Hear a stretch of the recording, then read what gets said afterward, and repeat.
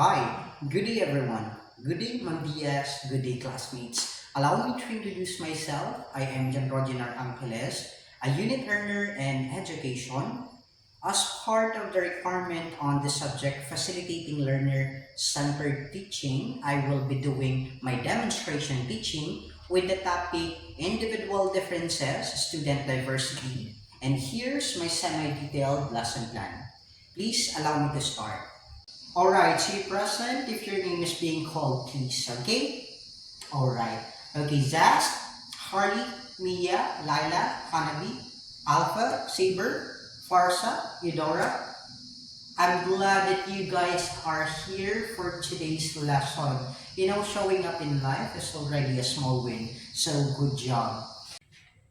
Alright, now as we will embark on a new journey of learning, I will be discussing the module 4 and I'd love to hear what would be the title of it by guessing or probably having your conception about our topic today, class. Do you see the picture on the screen? Alright, do you have any guess, Laila?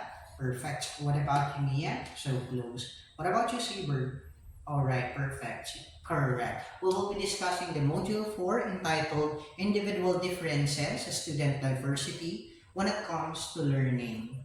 But before that, guys, I'd love to hear or probably recall about our topic yesterday. Do you still remember what we discussed? Alright, perfect. What about you? Okay. Yes, Mia. Any additional information that you wanted to share with the class? Perfect. I'm glad that you guys still remember what we discussed yesterday. So now let's focus on the module 4. But before that, do you guys believe that each and every one of us is unique in our own way? Perfect. So now let's have at least a food for thought. Do you guys see the screen? Who want who wants to read out loud to their classmates? No one? Kindly raise your hand. Yes, Mia, go ahead. Perfect. So, what is your insight? What are your key takeaways by reading our food for thought for today? Correct. Perfect. So, imagine how much stronger and kinder our classroom would be if you guys has a compassion or empathy with one another. All right, class, I'd love to inform you about the discussion that we will be having today. And these are individual differences factors, the benefits of diversity in the classroom strategies for student diversity. But before we jump to our actual discussion, we will have an initial activity for today. It is simple. All you have to do is to know yourself by doing a collage or probably a photo collage which entitled Who Am I? Okay, here's the key values that we will be doing or probably how you're gonna do it. All you have to do, guys, is to create a collage or small poster with drawings or images that represent your culture, your hobbies, your dreams, and strengths. And all you have to do is to present it one by one. Okay? I'll give you at least 10 to 15 minutes to do the work. So, good luck. Okay, class, your time is up. Perfect. Okay, who wants to volunteer in front? Okay, go ahead, Lila. Okay, nice try. Nice idea. We appreciate your hobbies. We appreciate everything that you do when it comes to your passion. Yeah, that's kind of commendable. So, who wants next? Go ahead, Saber. Okay. Okay, it seems that everyone presents already their posters, and there's two questions that I wanted you to ask yourself. Okay, can you reflect? What makes us unique? or probably what do we have in common? And do you think those differences might divide us? Go ahead, Mia. Okay, perfect. What about you, Lila? Perfect. Good job, class, for your initial activity. And it seems that you guys enjoy what we're doing. And before that, I'd love to highlight again that our topic for today will be your individual differences or our individual differences. So now let's proceed with its learning objectives. Like anything else, we do have objectives. When it comes to objectives of this learning, we will be doing recognize the diversity among your classmates in terms of your strengths, your challenges, and backgrounds. Also, we will be simulating or we will have a simulation later on with regards to the experience of having a disability or exceptionality through guided writing tasks. Also, we will be expressing empathy and inclusive behavior through group discussion and written reflection. Okay, now we will be discussing about the factors that bring about student diversity. There are three factors that affect the student diversity. The first one is the socioeconomic status. The second one is thinking and learning style. And the third one is exceptionalities. Okay, now I will be discussing this three in a simple way. Okay, class. The first one I've mentioned above is the socioeconomic status. This refers to a student's economic and social background. A child from a wealthy family might have more access to books, to gadgets, to internet and private tutoring. On the other hand, some students from a low-income families might not have these resources and may even face challenges like having to work while studying. In one class, for example, in one class, a student comes to school with a complete set of supplies, branded shoes, and a packed lunch. Another student, however, arrives without a notebook, wears worn out shoes, and hasn't eaten breakfast. So your learning experience or this learning experience and needs are different because of their financial status. Okay, class, the second that I've mentioned earlier is the thinking and learning style.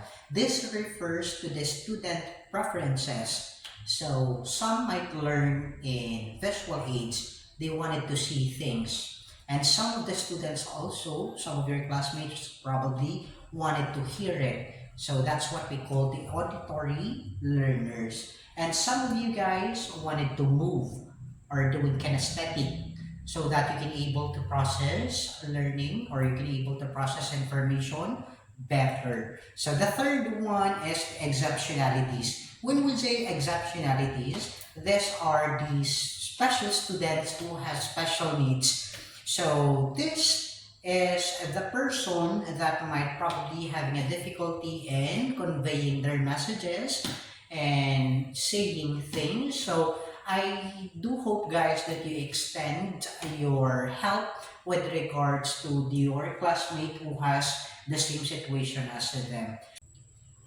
Okay, class, now let's proceed with our second discussion, which are the benefits of the diversity in the classroom. The first one is the student self-awareness is enhanced by diversity. When we say this, when students interact with other classmates with different background, different religion, different values, they begin to reflect on their own identity, belief, and background. This will help you guys, or this will help them to understand themselves better by seeing the similarities and the differences that they do have to one another. Like for example, a Christian student learning about Ramadan from a Muslim classmate may start to reflect on their own religious practices. And this will help them to have a self-reflection and helps both students to grow in understanding and respect. Okay, and then the second one that we have here is the student diversity contributes to cognitive development. Hearing is different perspective challenges that students to think more deeply, ask questions, and see problems in new ways. So by learning from peers, not just the teacher, broadens how students understand things. Like for example, in a group discussion about climate change, one student from a farming community might talk about how droughts have affected their crops, and the other student from the city may focus on pollution.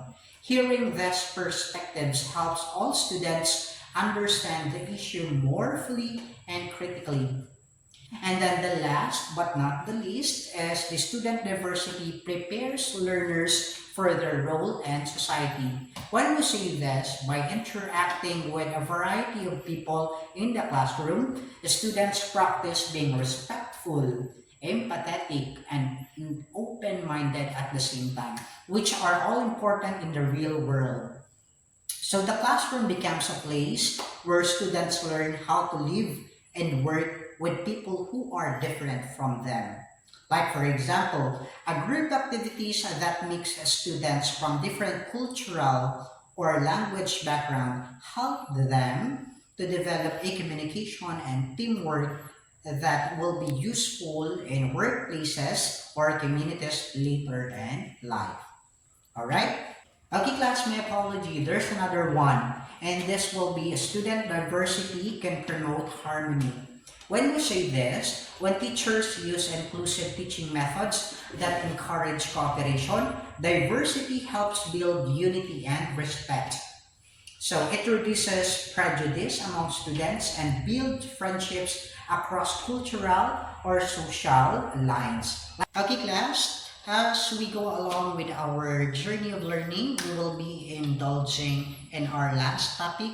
Our last discussion will be classroom strategies for student diversity. And the first one listed here is encourage learners to share their personal history and experiences. When we say this, when students are given the opportunity to share their background, like for example, family life, tradition, hometown, and language, they begin to see both similarities and differences among their classmates. This helps build respect, empathy, and connection. Like for example, during a class activity, each student can create a my story. It will be a poster that includes pictures or facts about their culture, family, or favorite tradition. As they present, classmates learn to appreciate each other's uniqueness and shared experiences. Okay, now the second one is to integrate learning experiences and activities that promote multicultural and cross-cultural awareness. When we say this one also, it is by including topics and activities from different cultures in the lessons. Teachers help students understand and appreciate diversity. This helps break down stereotypes and encourage inclusion. Like for example, I'm going to give you an example, okay? In an English class, a student could read folk tales or stories from various cultures. In music class, students might listen to and discuss traditional songs from different parts of the Philippines or the world. Okay, class, here's the third one. Classroom strategy. Adapt to students' diverse backgrounds and learning styles by allowing personal choice and decision-making opportunities. When we say this class, every student is different. Do you agree? Okay, perfect. Now, they come from different cultural and social educational backgrounds and also have different ways of learning. Some prefer visuals, as I did mention a while ago. Others like hands-on activities, which is kinesthetic, if you can still remember. So, by allowing students to make choice about what or how they learn, they feel more in control, engaged, and comfortable with learning process. When students are allowed to decide what topic they want to explore, which product format they'll use, like for example, poster, video, or essay. So here's the benefits that it will provide. They develop a more positive attitude, more positive, more independent, less stress and pressure. When we say this, for an example, let's say a class is learning about environmental protection. The teacher can offer students choices such as what to learn.